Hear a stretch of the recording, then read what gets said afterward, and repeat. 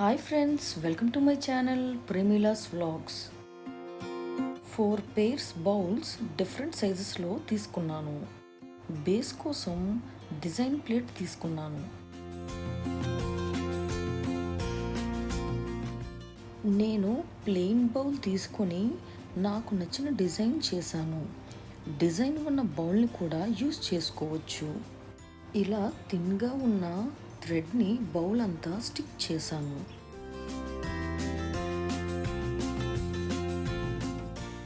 మధ్యలో gold colour లీవ్స్ని stick చేశాను. అంతా డ్రై అయిన తర్వాత గోల్డ్ కలర్తో పెయింట్ చేశాను. దీనికి బదులు స్ప్రే పెయింట్ కూడా యూస్ చేసుకోవచ్చు. బేస్ ప్లేట్ కూడా గోల్డ్ కలర్తో పెయింట్ చేశాను. డ్రై అయిన బౌల్ మీద గ్రీన్ కలర్ ఫ్లవర్స్ని స్టిక్ చేశాను.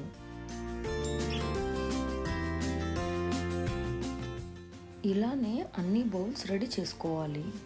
సేమ్ సైజులో ఉన్న బౌల్స్ని వీడియోలో చూపించినట్టు హాట్ గ్లూతో స్టిక్ చేశాను.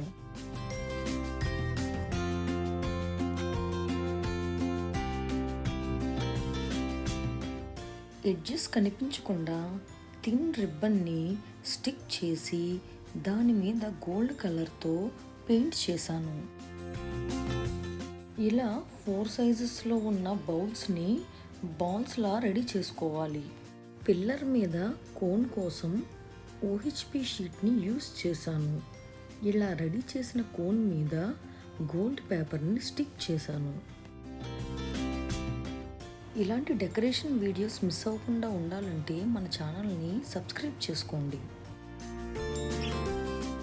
ఇలా పిల్లర్ అంతా సపరేట్గా రెడీ చేసి ఒకదాని మీద ఒకటి పెట్టాలి.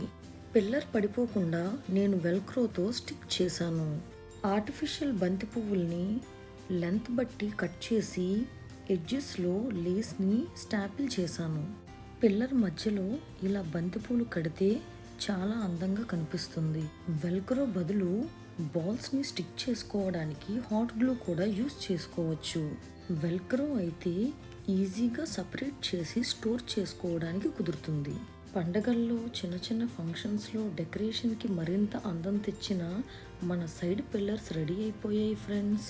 ఈ వీడియో మీకు నచ్చినట్లయితే మన ఛానల్ని లైక్ చేయండి, షేర్ చేయండి, సబ్స్క్రైబ్ చేయండి.